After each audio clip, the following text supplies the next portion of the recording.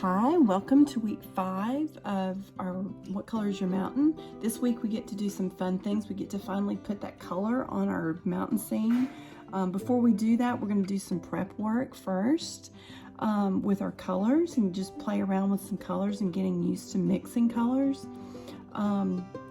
This week we're just going to jump right into the art lesson, and as we are painting and as we're playing around with our colors, that's when we're going to talk about our Bible study and what we talked about this week during our devotional.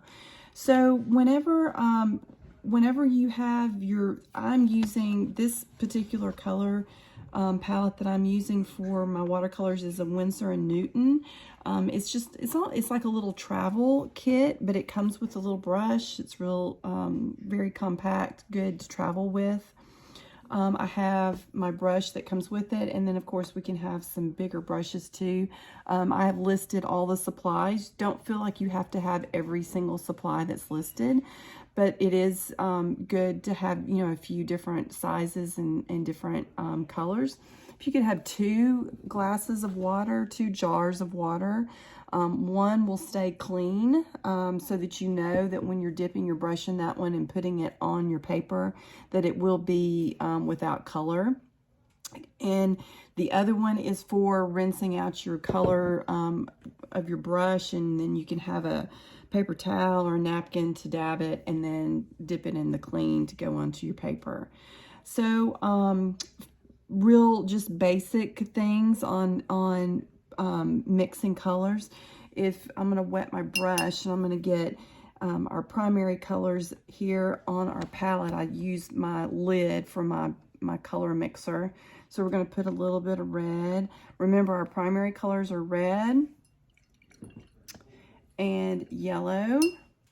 We're going to put some, so I'm going to dip this in my clean one, and yellow. And then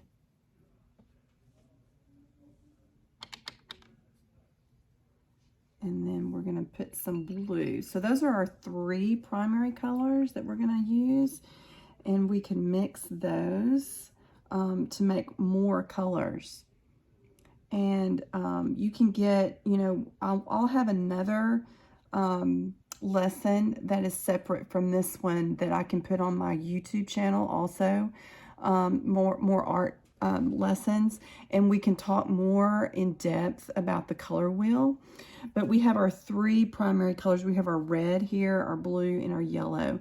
So remember, when you mix those colors, if you wanted to mix those colors, they will come up with different colors. So if you mix red and blue, if you get those 2 together,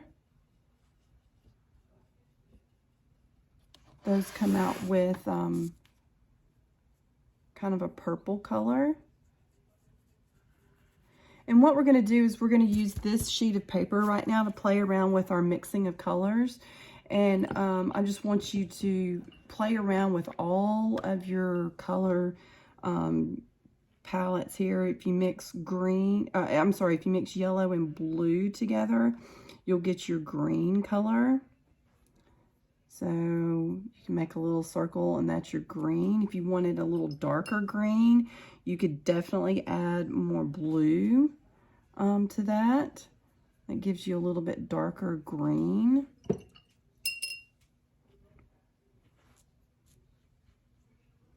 And then if you wanted a lighter green, you could definitely,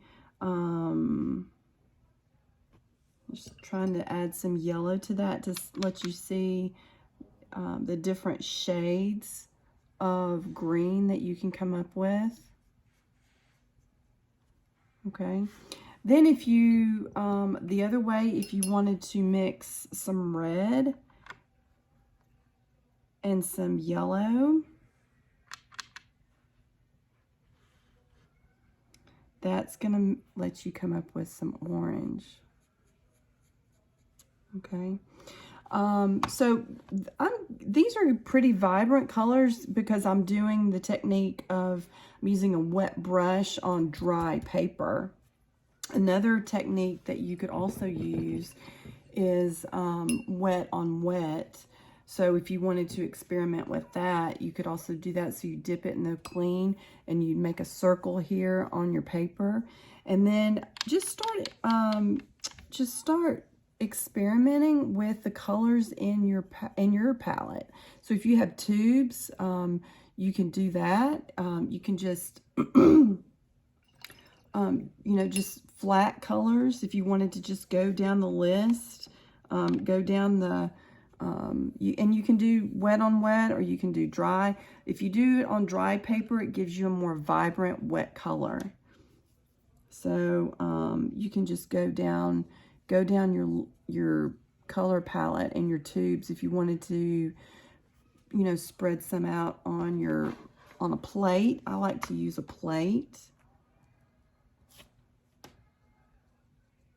So we can do it different ways. I'm going to ask you in a minute to do something else with this. So right now you may feel more comfortable doing the wet brush on the dry paper. Mine have some really cool colors in it. So that's fun to experiment with all the different colors and see what all the different colors are just as they come off of the tube, or even out of your tube or onto your palette. So I want you to just fill up the rest, about half your page, or you can fill up your whole page, just however long you have to do this, and play around with it. And just go down your list. Go down your color palette, and that comes up with some really cool colors for you. If you wanted it a little bit darker, just go back over it. So our Bible story this week was about the 10 lepers. So Jesus was traveling with his disciples, and he came across a leper colony, and there was 10 of them, and these guys had a disease called leprosy, which created boils on their skin. When you caught leprosy, you had to go and be isolated from the rest of society. And it apparently it was very contagious. It did not smell very well when it made your body odor. So it wasn't a pleasant experience at all. And so when these lepers saw Jesus, they knew that that he had the ability to heal them. And what could they lose right now?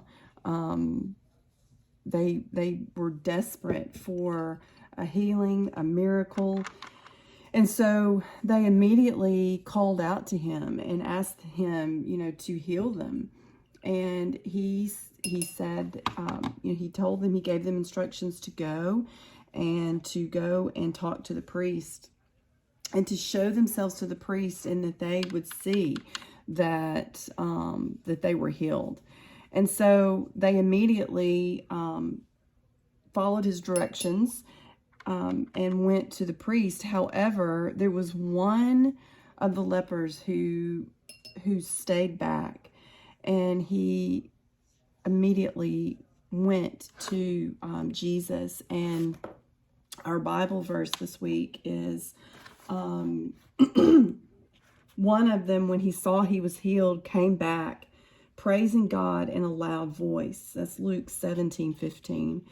And he had so much gratitude. He was thanking God. He was praising God. He was worshiping Jesus. He knew that he had been healed. It's interesting. I wonder if the other 9 went thinking that the priests were going to heal them, or we don't know that for a fact, but we know that this particular one knew and trusted that he was healed immediately. He was healed immediately, and he was the only one who came back and thanked God. He had a heart full of gratitude. He had a heart full of thankfulness. And he expressed that in praise and in worship and in thankfulness to Jesus for healing him. So, one out of 10, that not very many, very good odds there, but we know that God leaves the 99 to go and find that one that's lost. He has done that for us for sure. So it's important to remember that gratitude is an antidote for our fear, for our doubts, for our worries, for our disappointments. So we just need to have that gratitude in our hearts for all circumstances. So going back for just a minute to our art lesson, I have filled out about 4 rows here of cool colors. And so you'll see that these colors are what we call flat. So they're not, they're not mixed. Some of them may be mixed, 2 different colors or whatever, but they look very just one color. They end up looking like one color. So on our next half of our paper, what we're going to do something a little different. So we're going to get our brush and then we're going to wet it. And then we're going to make a circle here on our page, kind of in line. Then we're going to grab some color and we're just going to drop it. Just 1 or 2 drops, okay? And then we're going to get another color and drop it in. Get my brush a little wetter and drop it into our wet on wet. And it's going to mix and they're going to mingle. So it's going to create a really cool color palette. So let's keep doing that with our different colors. And this time, did you notice I didn't just drop, I just kind of made that one, but we can still drop colors. So there's different ways that you can do your mixing of colors. So just get different colors, kind of in a circular pattern.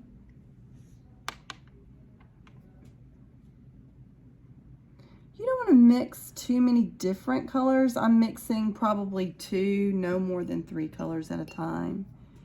So we're gonna wet it first. We're gonna wet this one first, and then we're just gonna drop some color in there.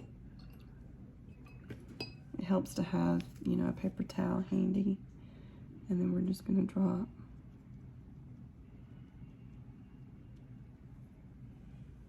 And that makes it really interesting. This week we also talked about clouds and what clouds sometimes mean in the Bible, what clouds can mean to us even now. Sometimes I think God puts clouds in front of us so that we can't see all the way to the top of our mountain, because sometimes he doesn't want us to see every little thing that he's got in store for us, and he wants us to just do one step at a time with him, one day at a time with him, one prayer at a time with him. And sometimes that's all we need to see, because we don't want to have to, we don't want to take credit for anything, because God's working it all out. In the Old Testament, he had a cloud that the people that traveled with the people, and they had to trust where God was taking them with that cloud. And sometimes we have to do the same, and we have to just know that he's working and he's in charge no matter what's going on. And Sometimes the cloud is sin in our lives. Sometimes it's the sin in our lives that he's trying to uncover, and he's trying to reveal to us. He's trying to reveal to us what we need to do. So we need to be repentant and come to him and confess. Confess our sins of the times when we really need to trust him more and really need to follow him and not lean on our own understanding. In Proverbs, it talks about that. It says, to trust God with all of our hearts, lean not on our own understanding. Don't rely on our own reasoning and our own logic to work things out, because God can turn things around on a dime, and sometimes that logic is doesn't make sense to us, but it makes total sense to God, and he's the one who's in charge, and he is the one who's turning things around. And what if we, something really interesting to think about, what if we thanked God for things in advance? What if we just, trusted him so much that we knew that he was going to answer that one particular prayer or that one particular request that we've been, looking for answers for? What if we just go ahead and thank him in advance for all those, for his answer that he is working on? Because he's already worked it out. He's perfecting, he's finishing. He is not going to, leave anything void. He's not going to leave any of our messes, to waste. Or the things that we go through are not to be wasted. He's always preparing us for the next season of our lives. And it's interesting to look back and just think about God's faithfulness, his faithfulness in everything that he is, he is unrelentlessly faithful in his love for us and his understanding of, he sets a table for each one of us every single day. And he knows exactly what we need every single day. And he does not waste one moment or one storm. And, in Philippians, it talks about how we are supposed to, be thankful in all circumstances. Pray without ceasing. Be thankful always. That's in 1 Thessalonians. Talks about how, to be thankful in all seasons and in everything. And so, that seems really odd. You're thinking, well, Lisa, how can I thank him for the illness that I'm experiencing right now? How can I thank him for something like, well, you can be thankful that he is faithful. You can be thankful that he is there with you. You can be thankful that he is working it out, that you know that he is sovereign. You don't have to be in charge, and you don't have to be the one figuring everything out. So that makes it, that takes his, his yoke is light. He is finding ways to make it all work out. So just continue to make this palette. Have fun with it. Just mix all the different colors. A minute ago I was saying that, we don't mix too many because it makes it muddy. And so I've just done about 2 or 3 at the most. But isn't this palette a lot more interesting than the top palette? Now I like the top palette because I like the different colors. But this makes it look really interesting. And so this is a fun way to do it. So have fun with your color mixing, and then we'll start adding some color to our mountain this week. Thanks, guys. Have fun. Okay, so I finished my palette. So you can tell the top half is just very flat. And the bottom half is a little more interesting, a little more mixed with our different colors. So now we're gonna get, it's still drying, so I'm just gonna set this to the side. And we're gonna get our mountain scene that we had started. Now, remember this week, we're not worried, we are gonna cover up all of this, all of the pencil lines that we're doing, but don't worry, you're not going to be able to erase them, but that's okay. Don't worry about that, because we're going to go back over them with some marker after our paint dries, and that's in the next few weeks. So don't worry about that today. If there's anything you do want to erase, now's the time to do it before you get color on there, because you cannot erase it once your color is on there. So we're going to start with the sky. We're going to do kind of the wet on wet technique, where we just get the water. And if you have a bigger brush, that may be helpful to you, but we're just going to get the sky wet. And you can go as far down with the sky as you want to. And then we're going to start just dropping in some color. We're going to drop in some color this week. And so you're wet on your page and you're wet on your brush. You can mix your different blues, and you can get it so wet that you can even tilt your page and let your colors run. You can even do that. I probably needs to get mine a little wetter, but see, once you can even, there's no messing up even too on your page, because you can even go back over it with your wet and make it. You don't have to color every single piece of white with your colors. You could even add a little bit of pink in there, you know, if you wanted to kind of have a sunset type, but you can let it run. You can let it, you can tilt it and that's where your bigger brush is probably going to come in a little handier whenever you can get it a little wetter. See, this is really running, so that's going to be pretty. And you can tilt it going down, going across. I'm going to leave some of my white because, you know, we've talked about this week, we talked about the clouds. So that can kind of go along with my clouds this week. So if it, you know, you can make it a little darker towards the top.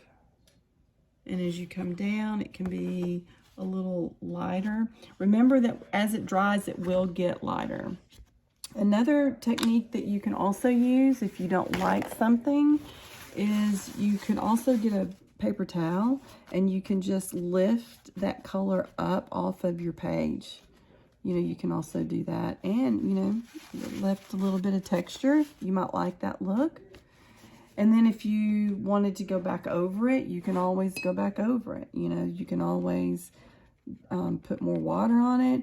It's really hard to mess up on watercolor. It's really hard. So it's a fun technique.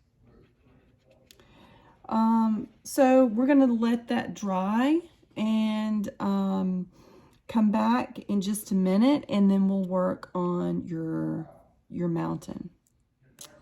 Okay guys, so looking back at our color palette that we did before, it'd be fun, you know, it may be a good idea for your, unless you just wanted your mountain to be one color, that's fine, that's okay, that's your mountain. But it'd be fun to go back and look at some of the different color palettes that you mixed, and think about, you know, finding out your top 3 favorite or so, and looking at your top, you know, your top favorites, and thinking what 2 colors did I mix in that one particular circle. And that would be, you know, an idea to get started on your mountain. So I'm kind of liking the yellow and the kind of the fuchsia color. I also like this lighter blue turquoise and kind of a orangey color. So we might kind of think about those things. So again, we're going to get our brush and we're going to get it wet. We are going to get it wet, and we're going to work a little bit at a time. We don't want our paper to get, completely dry. Be sure that your sky is dry before you start doing your mountain, especially if it's close to your mountain. So this week, I'm just gonna start dropping in some of the yellows. Some of the yellow here.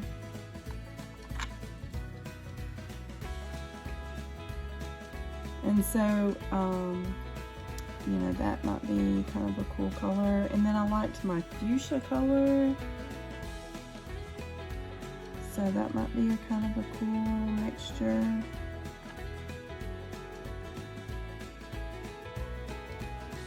it goes all the way down.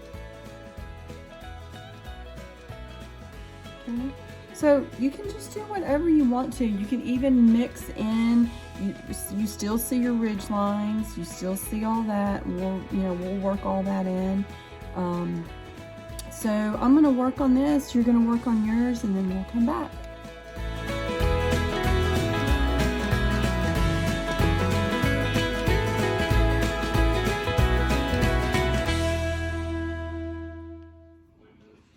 Okay guys, welcome back. So we are working on our mountain. It's still a work in progress, remember. God is not interested in perfection. He is interested in progress. So we are still working on our, if you would like to continue to work on your sky, you can definitely do that. You can continue to work on your mountain and get it just the way you want it. You could add some more colors if you wanted to. Next week we're going to be adding some trees to the picture and adding some other things. So like I say, you can just continue to work on it this week. Continue to work on your color palettes and getting those finalized. But I hope you guys have a great week, and remember that you are a warrior, and you are a mighty warrior for the Lord, and that He has great plans for you. So remember, we are talking this week about being thankful, being grateful.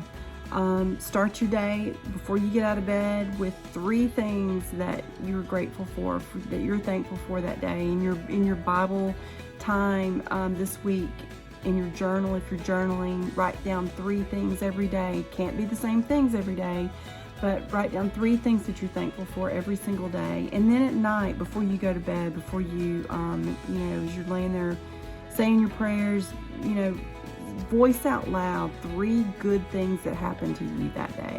What are 3 good things, even if they're little things, guys. We celebrate the little things. So just stay thankful, stay grateful, and stay warriors. Thanks. Have a great week.